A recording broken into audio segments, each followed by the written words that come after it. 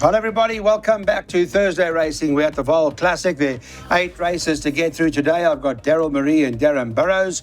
Reminder about our social media opportunity. If you would like to engage with us on Twitter, please do. At Waited to Win's our handle, and we've also got a WhatsApp number as well that you can send your name and your email address, and let's stay in touch with each other. Well, Darren Burrows on the line from the Cape. Daryl Marie with me. I'm going to start with Daryl Marie as the opener. Ask him what the story is about this horse, Ghost Ship, whom most of us were on the first time up, but got pretty tired, Daryl. Last 200 metres looked like going to go through, but then, probably needed the run, I think. Yeah, Claude, I was surprised to see the amount of trade on Interbet as there was, because there was lots of volume? There was 300k traded on her. Okay. And Tony's pre-race comments were place chance. Yeah, so there was no confidence on his behalf. But she didn't disgrace herself. She showed a lot of pace, just faded late. She now gets the services of one of the best work riders, right, in Pinasile, and plenty scope for improvement. Sky velocity appears to be very limited, but Tom Nkumi is one of the better work riders.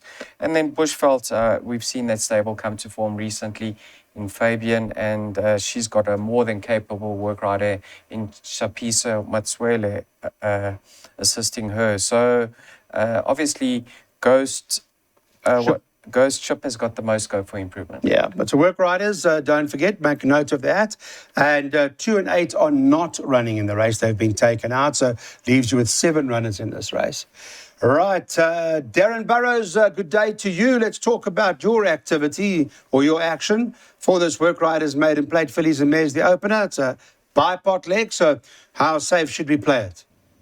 Well, Clyde, this filly National Star's overdue. Last time out, she lost the race. Darren, it's gone, and just so that you know, I just see it on the system. We're recording this on Wednesday morning, by the way. It's been taken out. Darren, that's gone. National Star and Miss Christmas are both out. 2 and 8.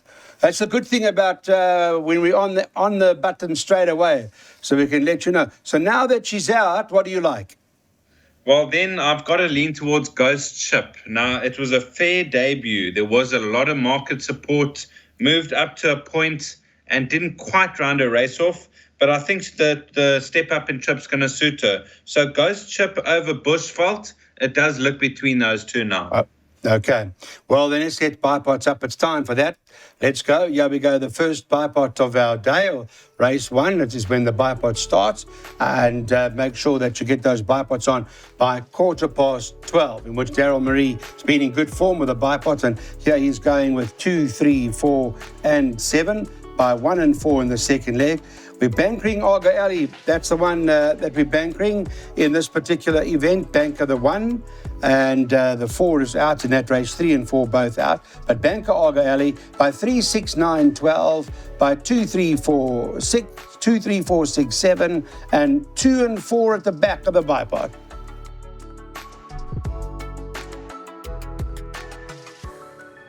Let's get on to the second race here at the Vaal Classic track. They're going to sprint them over 1,000 metres up the straight, and Silver Mensa is number 1, drawn towards the inside at gate 3, and does look overdue now, Darren, Silver Mensa. Definitely, Clyde. Last time out, they weren't too confident. I know she was odds on, but they said she might be in need of the run, and she was a winner all the way but the finishing line. I think she'll come on a lot from that effort. And in this type of company, I'll be disappointed if she gets beat. Yeah, I have to agree with that. I think that is the case. Keegan de Mello had the 3 starts, 3 good runs. Is there a lurker in here, or can we be with us? Claude, I think she's, at this stage of her career, she appears very, very limited. That form line hasn't stood up whatsoever. But she's by Silvano, so possibly got more improvement to come. I just think perhaps maybe she's looking for further. So what will run over? I don't think there's any value about her. But like Darren touched on, the stable wasn't confident whatsoever going into that race. So I was surprised to see her being backed in the market and start odds on. There's not much separating herself and Regina Bellissima. The mayor of Eye of Africa, Kevin Hunter, owns this one. And Washong Stables come to form, Clyde. Very much. They've taken the blinkers off her. She's also had her chances and let the side down in the past. And then number 4, Rocking the Time Away. Now, she was off for 7 months, Clyde. She's had a good few runs close up to each other. Last time out in open company, she was far from disgraced. She gets that apprentice allowance off her back, so she could be the favourite's biggest danger. All right. You're nervous. Let me ask you, if Silver Mensa was 2-1, would you back it? Clyde, I wouldn't be backing her, no. You're not confident. I'm All not right, confident. So you She don't looks like the it. right one. Yeah. And I wouldn't be surprised to see her bolt up. Yeah. But she's let you down too many times. All right. Darren's on, Darryl's off. Well, let's wait. What are we going to do? In this case, we split them down the middle. Darryl says on that basis we go 1 Silver Mensa and the 4 Rocking the time away, put them in. By Banker, the 1 Argo Alley, by 3, 6, 9, 12, by 2, 3, 4, 6, 7, by 2 and 4. Well, Banker the 7 in the second last leg of the PA, also called Celtic Rumours, should just about win it. And the one at the back, 1, 4, 5, 8 and 12, open the last leg of the PA. It's a 400 Rand per.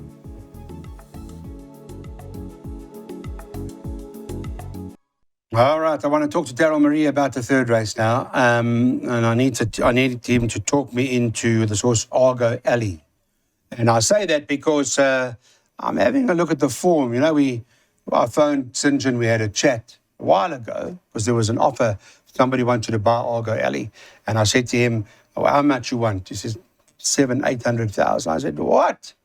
He said, "This is a top horse." So I'm looking at his form, Daryl. He annihilated East Coast. East Coast probably needed it, or whatever the case may be. But he gave East Coast a proper hiding, right? He ran in the company of Quantum Theory, Cousin Casey, top horses. Anfield's Rockets. Union Square, I think the Dingon's pace, I'm putting a line through, the pace was too slow. My humble view, Jay August might tell me, might read, wasn't that slow. But I thought it was slow from the jump. And the 1200, I think, was too, I don't know, that 1200 last time, that was too sharp. Now it's going the 1700. I want to back this horse. Have a go. Thank you. That's all I want to hear. Clyde, I was very impressed with his latest start over the 1200. He was doing very good work late. Go back to the Dingon's run now. Let's just touch on this. Royal Victory won from there, and he won very impressively in the Tony Ruffle. Yeah.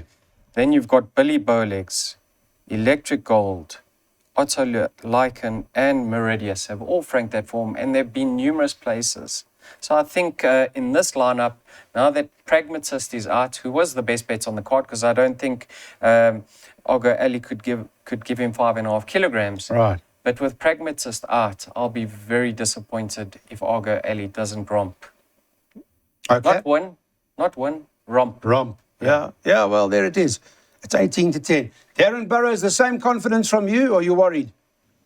No, I'm not worried. After the scratching, originally I had Pragmatist a banker. And when he was taken out, then Atticus Finch taken out, even with 61 kilos, Argo Alley, he shouldn't have problems with the trip. You know, his half-sister was dance class.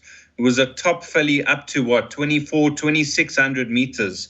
So surely this horse is going to take a power of beating. Marco van Rensburg's not going to spoil this party for us, with Cantel and Bay. Well, let's hope he makes it at on his pace, and that suits Argo Alley. But we have to touch on St. John. It was good to see his stable come back to with a winner in last year. Came to upstage my perms, but he's got a few others that have been hitting the board. Good. So I think Argo Alley will come into this race in a good vein of form. Good. Tough man is St. John Gray, and we're always thinking of him. Right, let's put them up into the play here. We're going like this. As you, Darren's Banker, the 1 Argo, by 3, 6, 9, 12. By the whole field, we're looking for a big upset later. 1 to 8, then 2, 3, 4, 5, then 1, 2, 4, 5, 7, 9, and 1, 5, 8, 10 at the back. 3,000 Rand perm, 300 Rand, 10%. Darren Burrows has been on a roll. He's caught 15 pick sixes in 60 days on Weighted to Win. So Sean Terry been booting them home one by one with Calvin Habib. They combine here, coming with this horse Broadlands, who looks to be the horse to beat in this 2,000-metre event. Priced up 33 to 10, 7 to 2, about 12 on the card. Turn the beat around from the Mike de Kock stable that Muzieni's riding. And I'm wondering if it's between those two. Darren, what's your fancy? Clyde, I like Puerto Plata quite a lot. Now, he's a lovely, big, long striding horse, and they allowed him to use his action last time out over a mile. And they moved up to him. That horse, Black Lightning, moved past him, and he was coming back with each and every stride. He's an out-and-out stayer, and the 2000 is going to be right up his alley. So I think Puerto Plata, good value. Wonderworld was staying on behind him, behind Black Lightning. And Wonderworld's an ideal world. I think he's going to love the step up and trip. So I'm following that form line. And then Broadlands, a bit of a one-paced filly, but she will enjoy the step up and trip. And then the unknown is Turn the Beat Around. Only had the one start, got a stamina pedigree, will love the step up and trip. Yeah, only had the one start and 3 strands. That second horse. Save the Queen came out and won, the winner, and 3 strands came out and won, Daryl. So that form's been pretty solid. So wouldn't surprise me to see Turn the Beat Around come through here. I'm favouring the fillies here in number 9 and number 12, Broadlands and Turn the Beat Around, Clyde. I'm not convinced about that form line from Puerto Plata and Wonderworld. Now, Wonderworld, take note, he broke through the pens on that occasion. He's fitted with blinkers for the first time. Candice Dawson, what can she do wrong currently? Candice been in tremendous Yeah, form. absolutely. So, and But Keegan Candice DeMello. Dawson has always been a top trainer. Yes. For years. She started up with Com. Didn't she start Yeah. with Com those days? Jeff Woodruff. Jeff Woodruff, Com Naidu. Remember? Yeah, no. She was there. She's always been a top trainer. Can't doubt her ability, Clyde. Okay. But, you know, Broadlands is by Silvana. I don't think the race suited her last time out. In my opinion, with a more patient ride, we'll see a better run from her and then Turn the Beat Around. We've touched on those form lines. I think the 3.5 kilograms could do the difference over here. So for me, 9 and 12. 9 and 12. Let's put the play up, guys. Enough talking. Let's get to the business of the race. And here we go. This is the intention with regards to the 4th race. Daryl Marie's taken a jackpot where he's going 2, 3, 6, 9, 12 in the first leg, by 2, 3, 4, 6, 7, by 2 and 4. And he's going to bank the 7 at the back, called Celtic Rumours. 1,000 metres, we sprint them here, and Tom Bulwazi, he tops the boards at 2 to 1, 5 to 1 bar that at the moment, and come back to the race in a minute. Just to remind you about our social media opportunities that Weighted to Win offers you, our general public and our viewers. And it's on Twitter. If you do use Twitter, please use our handle at Weighted to Win. We update there every day. And we've also got a WhatsApp. There's the number for you to have a look at in terms of what you may want to look at around sending your name and email address. And we can add you and send the information to you there as well. So there are multiple ways of watching Weighted to Win. 4 Racing TV, 240, YouTube, you name it. We're all over. Darren, tell me about this horse, Utumba Walwazi, tops the boards at 2 to 1. What do you think? I think he's the horse to beat in this lineup. You know, since dropping him in trip, he's won 2 crackers. Last time out, he was never in doubt. I know his rating's gone up, but he could be an up-and-coming sprinter. Set to Go is very capable on his day. And on his best form, I mean, 1.5 lengths off Anfield Rocket, 2 lengths Constable, 5 lengths Takenaut. That's good enough to go close here. Treya Michi, recent maiden winner, but only 52.5 kilos to shoulder, and Ridge runner of the rest. Okay. The one to beat is the favourite, but there are a few that one has to consider. Daryl? The connections with regards to the favourite are very, very bullish. They say he's expected to bring up the hat-trick. I just think he's way too short in the current market, Clyde. I think he's going to trade close to double his current odds. 2 to 1. Yeah. I think he'll trade 4 to 1. Is that so? 4 to 1 you'll get about this horse, huh? Have a look at Move and Shaker now, Clyde. He meets him 7.5 kilograms bet off. Move and Shaker on that occasion had a terrible draw to overcome. The stables found form, so I'll give him a chance. He's back in a handicap off a lower rating. Set to Go. Blinkers go on. Tongue tire gets removed. I've got healthy respect for him. Ridge Runner, you have to ignore his later start. That was too bad to be true. First up as a gelding was a fair effort. So I think this race is more open than what the betting suggests. Okay, well, if you're suggesting you're going to get 4 to 1, not 2 to 1 about this favourite, then it certainly is more open. And this is what we intend on doing. Darren's got a pick 3 worked out for us to give you some interest for the rest of the day. Going 3, 4, 8 by 2, 3, 5 5247.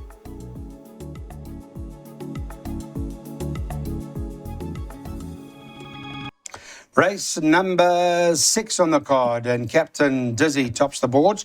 Currently trading at around 28 to 10 at the moment for the Bar and Boertes Yolanda Forsley stable.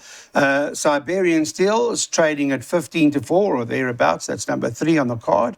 And then 9 to 2 about the 2 Stormy Seas at number 1 Wings of Nike trading at 9 to 2. It's 11 to 2 and better about the others. A few in here with chances, Darren? Yes, definitely. Your current favourite, Captain Dizzy, he was well supported about a week ago, and they scratched him at the start, I think. He was sweating up that day. I don't know if he's going to need the run. He hasn't run since May. He's definitely got the ability to be competitive. Siberian Steel, recent maiden winner. Let's see how Trey Amici goes in the race before, because he did beat him by a neck.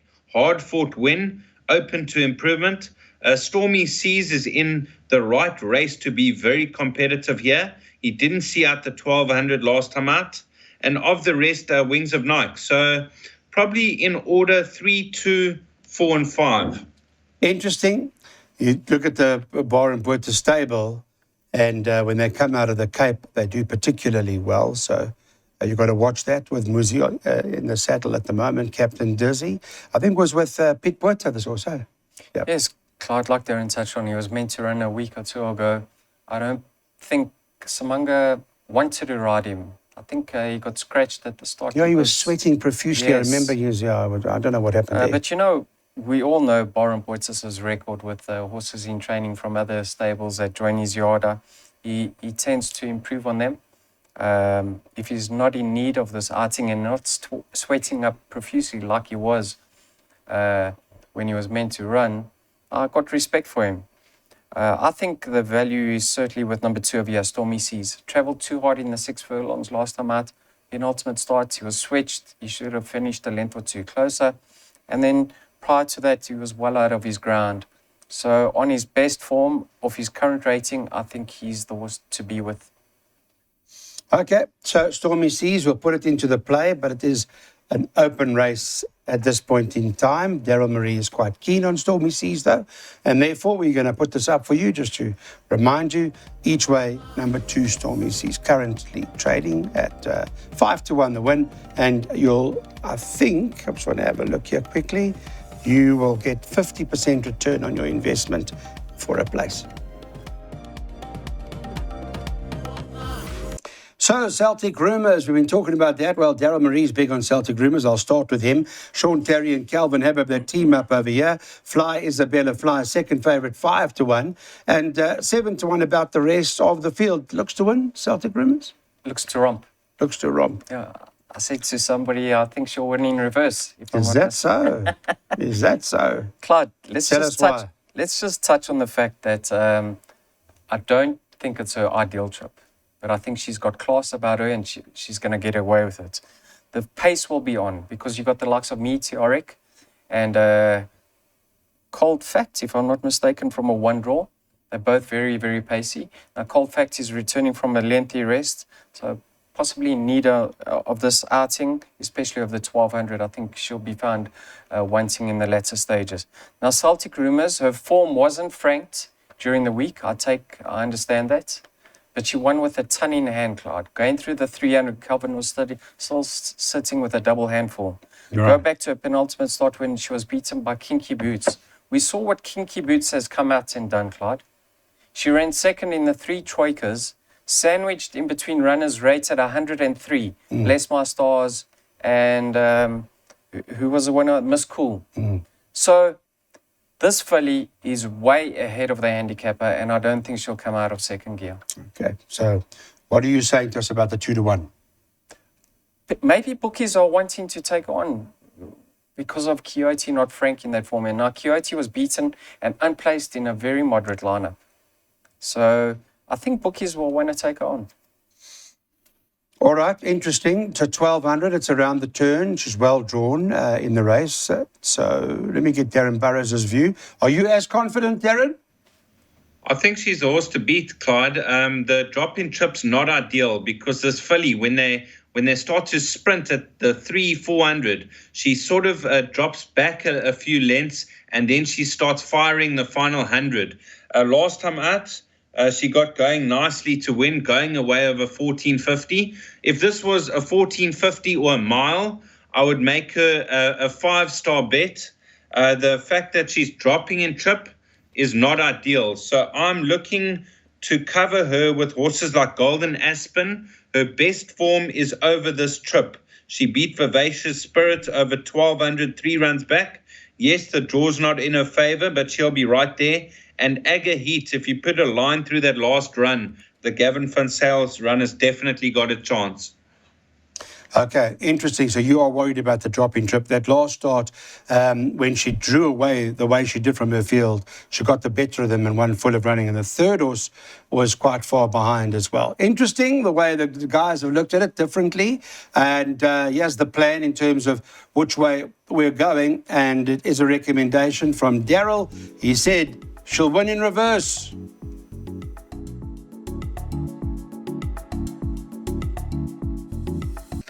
Welcome back. Good to have you with us for our last year at the Vaal Classic track today. And 3-1 the field. Thunderbolt tops the boards at 3-1. And I see Thunderbolt is now with Tony Peter, which is quite interesting, Daryl. When did that happen? Yesterday? I don't think perhaps when Tony got his license. Tony took over, okay. Clyde, interesting race. There should be a lot of place in the race with Thunderbolt and Bloomington. Bloomington's only got 50.5 to shoulder. Yeah, you got Meridius, a lot in his favour. But what's happening with the stable? Are you a little bit wary? I've heard, I don't know. They haven't been running up to scratch, to be honest. Yeah. They haven't. I think Ash will admit they've been a bit disappointing. Yeah, so there's a little bit of a cloud hanging over Meridius's well-being. Laguna Verde, this horse has disappointed me. I've really expected more from him, but please take note, he doesn't wear the blinkers. I'm looking for a bit of value in this race. I found number 4 over here, Sir Michael. He's 1-from-1 over the course and distance.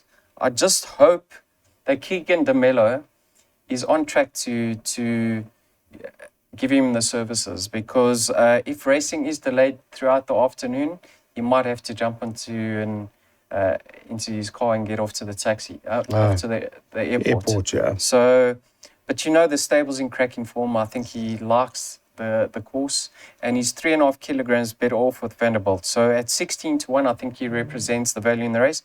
And then you've got Peyton's Tears. Now, she's got the best of the draws, but she tends to give away starts. If she's able to jump on terms and hold her position, she comes into this race very well weighted. And that's despite coming down to an 81 from 96. She's still extremely well in over here. She needs to jump on terms and she could feature. But I think Sir Michael, at his current odds, have an each-way nibble. Yeah, it's interesting. The Grand Heritage form is very strong. Out of the Darkness 1, Charvana 1, Paisley Park 1. So now you've got Keegan DeMello for the Candice Dawson yard, both in terrific form. At 16-1, I'll say this horse starts closer to 7-1 race time. Might end up starting favourite, never mind anything else. Okay. Well, all depends on you, Clyde. Darren, talk to us, Darren. Well, Clyde, I thought Vanderbilt, the horse to beat with a 4-kilo Apprentice Alliance back with a Peter stable. Good second behind Shango last time out. I think the drop in trip's going to be ideal. Dangers, Laguna Verde, very top horse on his day. And I'm hoping that he can start finding his form again. Meridius, not out of it on that good last win with top weight. And good Queen Bess, I'm expecting improvement over this trip. Yeah, Sianda's written more winners now, Darren. So he's claiming the 2.5 of late. That's been, there's a notification that's come out about that, but doesn't rule out Vanderbilt's chances of anything. We know how good he is, and a good solid front horse. All right, well, it's interesting. There's value in a few cases. What we're doing here, the 8th race, the plan from the gents following. Here's the look at it. Darren's recommending to box the trifectas with the 1, with the 5, with the 8 on the card. He's putting into the play as well, and he's also putting the 10 in there. But of course, we wouldn't want to leave out the 4. Sir Michael, it's got to be added in now that Daryl's identified that as a bit of a shooty. Thanks, Darren. Thanks, Daryl. That's the 8th and final. Thank you, everybody, for watching. Join us again. We're back on the weekend for our previews of Friday, Saturday, and Sunday.